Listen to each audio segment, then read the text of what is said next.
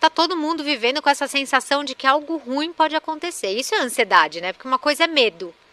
Medo é uma coisa real. Alguém põe uma arma na sua cabeça, você sente medo, você não sente ansiedade. Ansiedade, o estímulo não existe, mas você imagina que ele vai aparecer.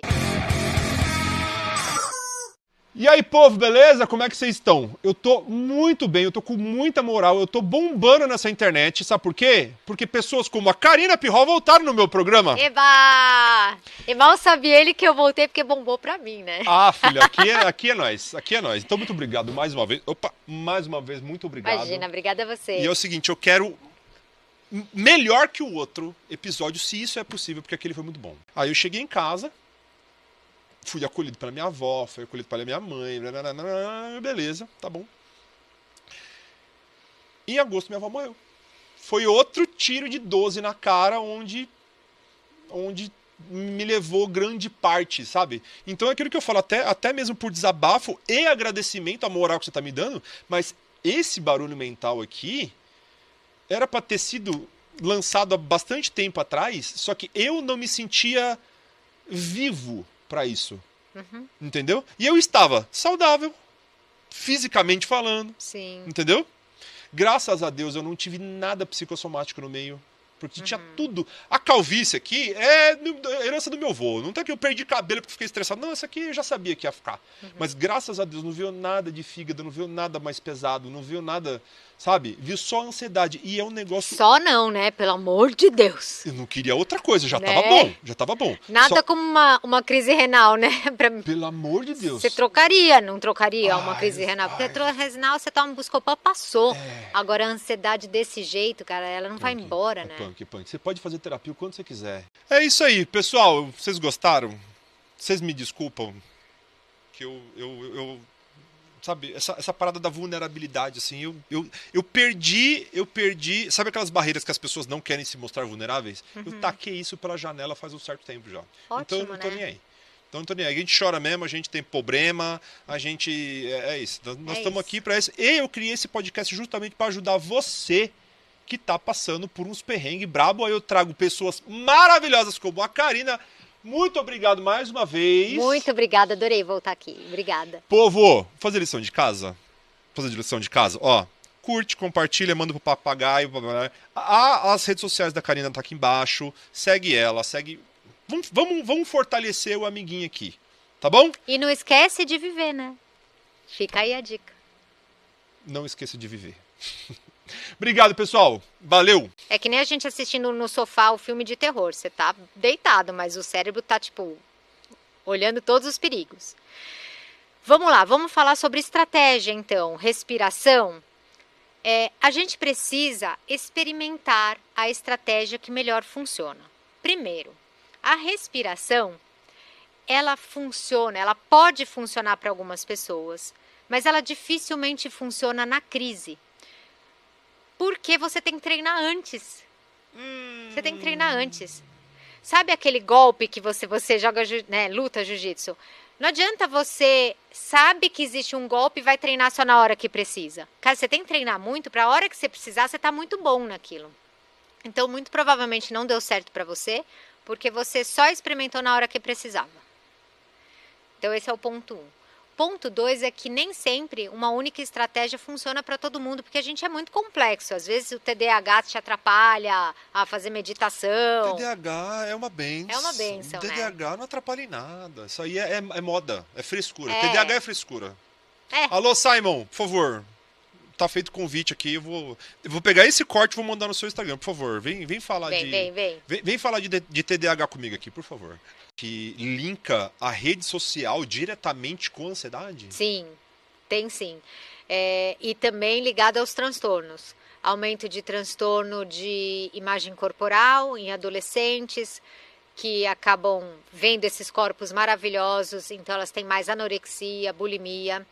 Tem muito, por conta dos filtros que a gente usa, muita distorção da própria imagem, a pessoa não se aceita mais daquela forma como ela é, que ela é, né? Eu brinco até com os meus seguidores, eu falo muita verdade. Eu falo, nossa, de vez em quando eu acordo, falo bom dia pra mim no espelho e tenho vontade de já achar o filtro no espelho, Filtro né? no espelho. Cara, você tá tão acostumada com o filtro que quando você se olha, você fala, meu Deus, eu tô assim. Cadê o filtro? E é uma coisa que gera uma ansiedade, porque é um desconforto. E está acontecendo minusclinho, mas está acontecendo várias vezes ao longo do dia, esses desconfortos. Técnica de respiração. Eu tava pra você meditar. Atenção, povo que mandou eu meditar. Eu tenho déficit de atenção. TDAH. Já não tem essa, não tem. Segundo, vai respirando enquanto o mundo tá caindo na tua cabeça, velho. Tipo assim... Para de mandar eu respirar, né? E pra mim não funcionava. Então, tipo, tem alguma técnica? O que você acha dessa técnica de respiração? Porque... Vamos falar disso. Primeiro, existe um alarme no nosso cérebro que chama amígdala, tá? O sistema límbico é um sistema emocional. Existe uma estrutura que se chama amígdala, que é uma campainha de alarme. Todo mundo tem 2 campainhas de alarme lá dentro, tá? E ela aciona em situações de perigo. Assim, ó. Exato. Boa. É isso mesmo. Então, ela viu um leão, né? Ela faz isso. Ela tem uma prova, alarme, tá? Só que quando a gente vive uma situação muito intensa, como você viveu, o corpo tem uma sensação de um perigo iminente. Você viveu uma situação de injustiça e o seu cérebro falou, cara, todo mundo pode te ferrar. O mundo é perigoso. Quando ele fala isso, o seu cérebro fica assim o dia inteiro, ó. Entendeu? Que nem eu tenho uns alunos assim que você fala, meu Deus do céu, velho. Entendeu? Vou apanhar. Eu vou apanhar. E apanha mesmo, não tem como. Só que o que acontece? Por não fazer a lição de casa, eu acabei arrebentando o meu corpo. Agora, se você tiver, né? Se você fizer aquilo que tem que ser feito, alonga, aquece, faz aquilo que o mestre... Faz aquilo que a gente manda vocês fazerem. Só que muitas vezes a gente acaba não fazendo. Mas eu arrebentei minha coluna de um jeito muito absurdo. Mas caso contrário, eu estaria lá assim, todo dia. Todo dia. Só que o jiu-jitsu ele tem uma particularidade muito específica que é da arte marcial, que é lesão. É uma fábrica de lesão. Você pode fazer a musculação, alguma coisa você vai ter. Não existe nenhum faixa muito impacto, preta. né? Não existe nenhum faixa preta que tenha todas as articulações inteiras. Não. Os dedos são cheios de calo. Artrose no dedo. É o mínimo que você vai ter. Só que eu falo, a descarga física no tatame, e de preferência se você apanhar, porque se bater a ansiedade não sai. Entendeu? Olha que coisa. Se você finalizar todo mundo, não sai. Se você lutar com 10 pessoas que não te geram nenhum tipo de calor ali, de perrengue mesmo, não sai. Agora, vai para umas academias onde só tem uns ratos de tatame e sai na porrada. Posso começar a desabafar? Vamos. Doutora. Vamos. Eu perdi minha avó em agosto. Foi o segundo péssimo... O ano passado foi muito ruim para mim. E eu morava com a minha avó, ela morreu com 97 anos. E eu dei uma sorte muito grande nesse evento. Porque ela faleceu 2 dias depois, eu tinha uma passagem comprada para João Pessoa, para viajar. Entendeu? Então, tipo assim, eu fui sacado do ambiente. Porque ali eu tinha tudo para entrar numa depressão muito ferrada. Entendeu? Mas eu me lembro que no dia seguinte que eu acordei, eu tava assim, ó, juro pra você, foi um sonho que eu tive. Uma voz dentro da minha cabeça falava assim, não acorda, ó, tô me tremendo aqui, não acorda, dorme mais tempo, porque você vai acordar e ela não vai estar aqui. Entendeu? Então, assim, a minha sorte foi, minha avó faleceu, 2 dias depois eu... Mas eu acho que a sua descrição, ela foi perfeita do que é a ansiedade. Então vamos lá, vou contar a sua história de um outro jeito, que é para as pessoas entenderem. Você viveu um episódio muito importante que envolveu injustiça e foi o suficiente para te quebrar, tá? Porque mexeu demais com um valor muito importante seu. Eu vou falar como psicóloga, tá? Quando você...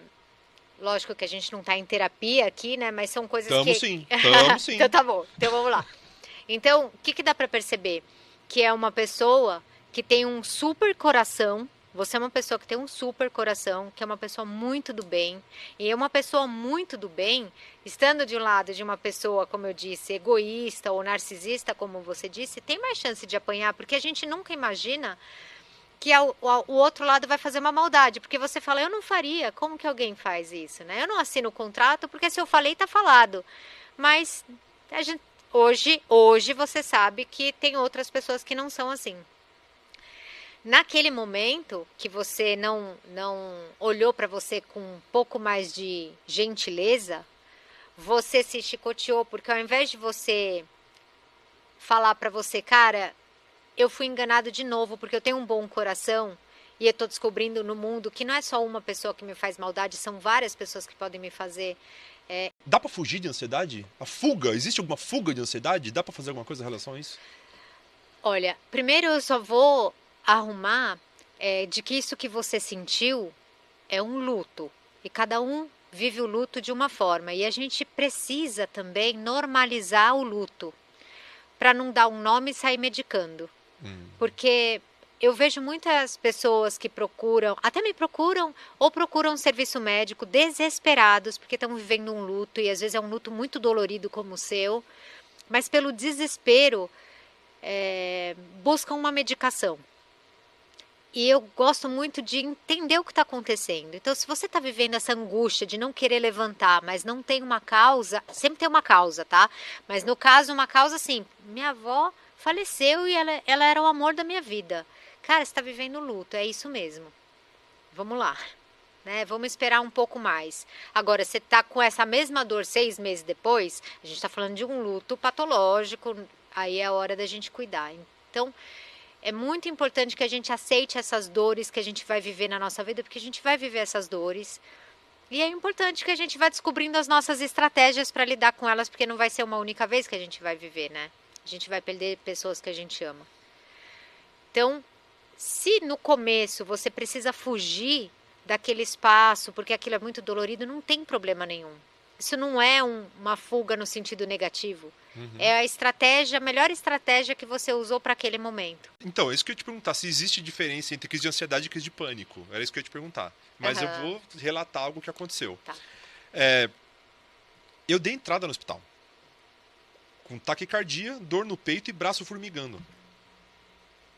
E eu cheguei e encontrei alunos meus que trabalham no hospital.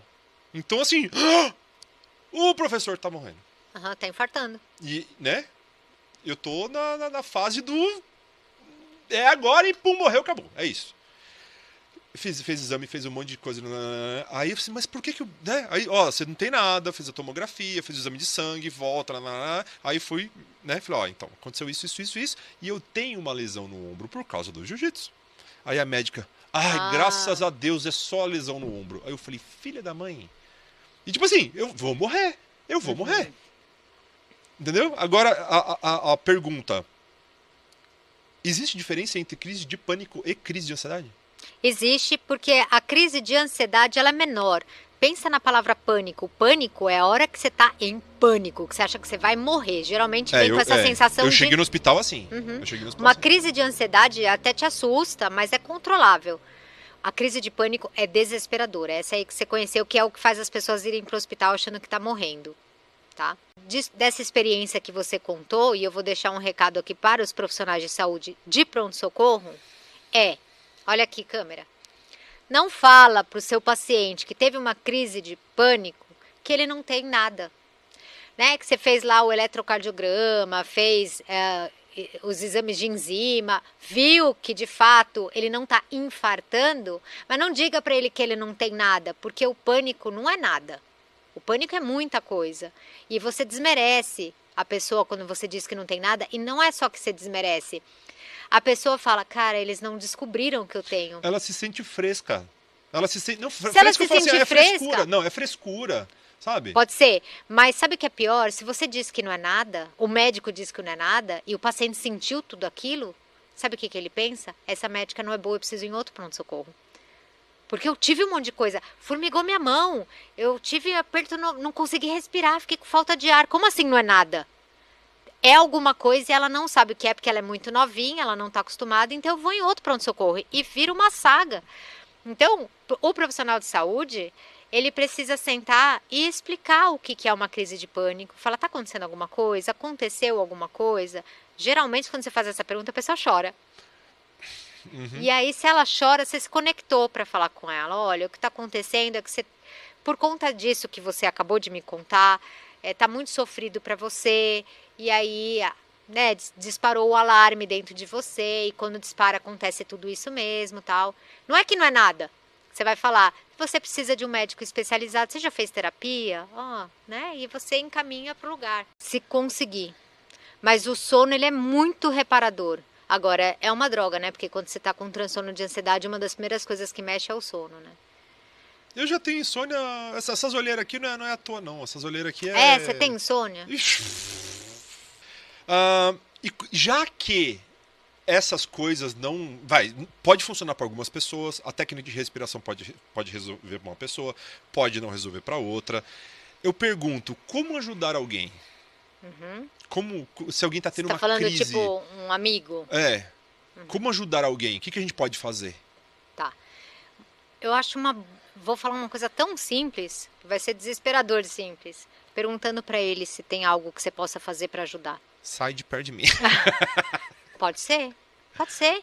E respeite, porque se você tentar ajudar essa pessoa estando do lado dela e ela precisando ficar sozinha, você está atrapalhando. Então, a própria pessoa pode te direcionar naquele momento. Isso é uma coisa, tá? Eu diria que é a principal. Pergunte para a pessoa. Ouvir a pessoa. Então, supondo que a pessoa fale, tá? Eu queria que você saísse de perto de mim. Antes de ir embora, fala, você tem certeza? Eu posso ficar quieto aqui, mas eu gostaria muito de estar do seu lado neste momento.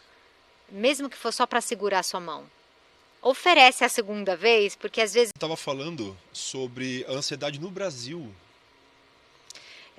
O Brasil, olha como a gente é bom, a gente é o país número 1 de ansiedade, a gente ganhou em alguma coisa, não ganha em educação, não ganha em economia, mas ganha em sendo o país mais ansioso do mundo.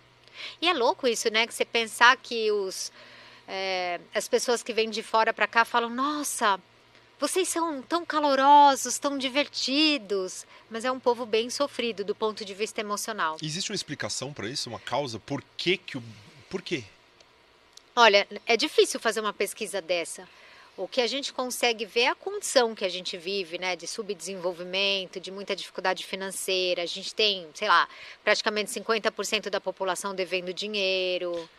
Polaridade política, polaridade religiosa, violência Condições precárias de vida, ainda violência doméstica muito alta. 1 a cada 4 mulheres, dados recentes, é abusada sexualmente. 1 a cada 4.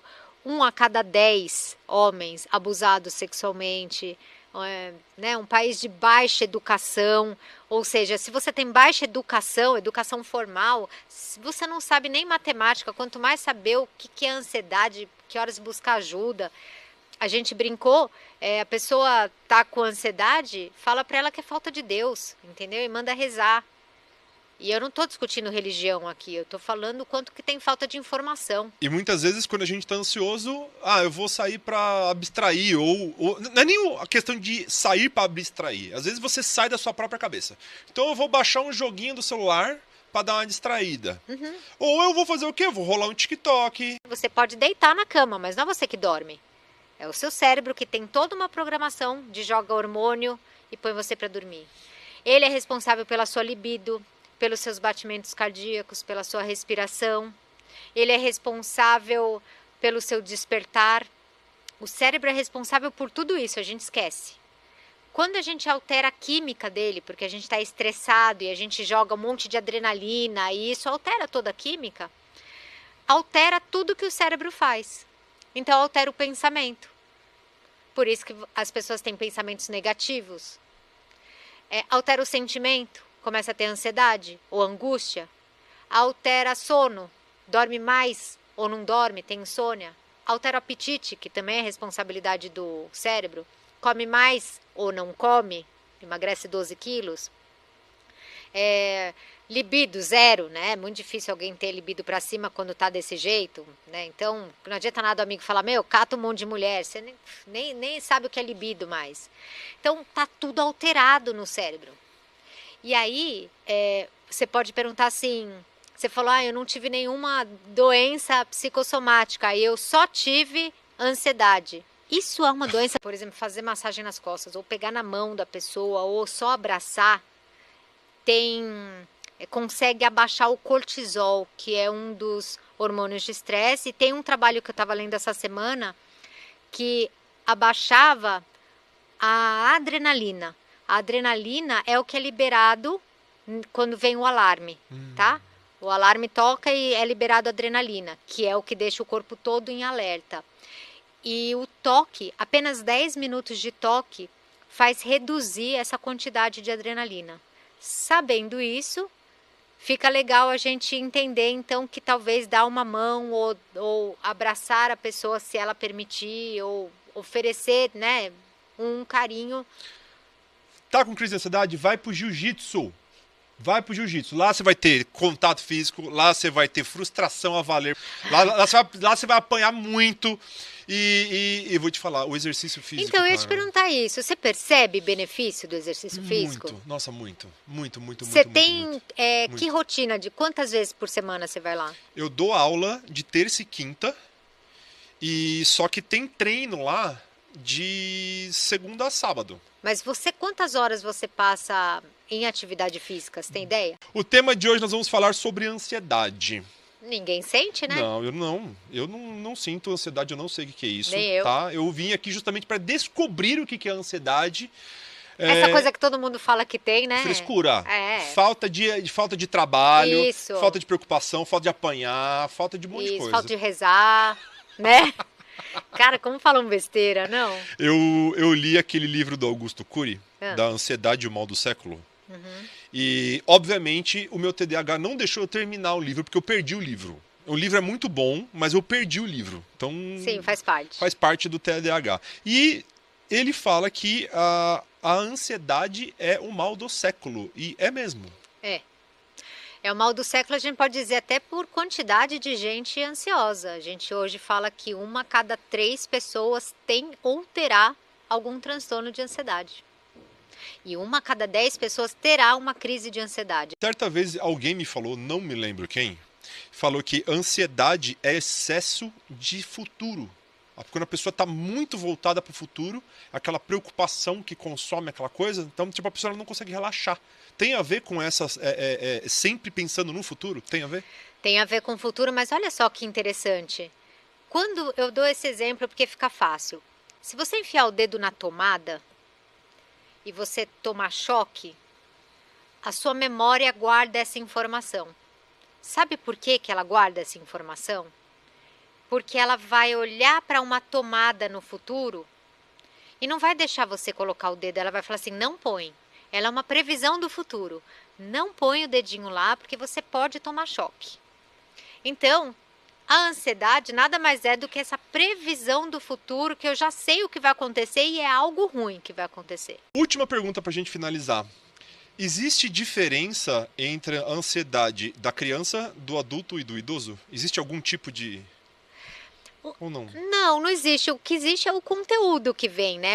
Qual é o pensamento que ela vai ter? A criança vai ter pensamentos de preocupação, às vezes com autoimagem, ou com preocupação com nota da escola, ou de que ela não é uma boa. Eu acho que o conteúdo é diferente, né, do pensamento, sabe? Mas, em geral, a crise de ansiedade na criança, ela não vem tão parecida com essas crises de pânico em adulto, não, sabe? Mas ela vem mais com crise de choro, não querer ir para a escola.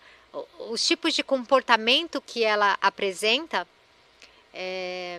a gente não faz isso, né? Ou até faz, né? Às vezes a gente não vai trabalhar também, só faltou chorar. Mas ela apresenta um distanciamento social, que também a gente faz isso, sabe? Mas o conteúdo de pensamento é bem diferente e acho que essas pequenas coisas, né? O adolescente vai se fechar no quarto, vai ter um distanciamento social. Ele tem essa coisa mais de taquicardia mais parecido com o adulto. Entendi. Não é tão diferente, não.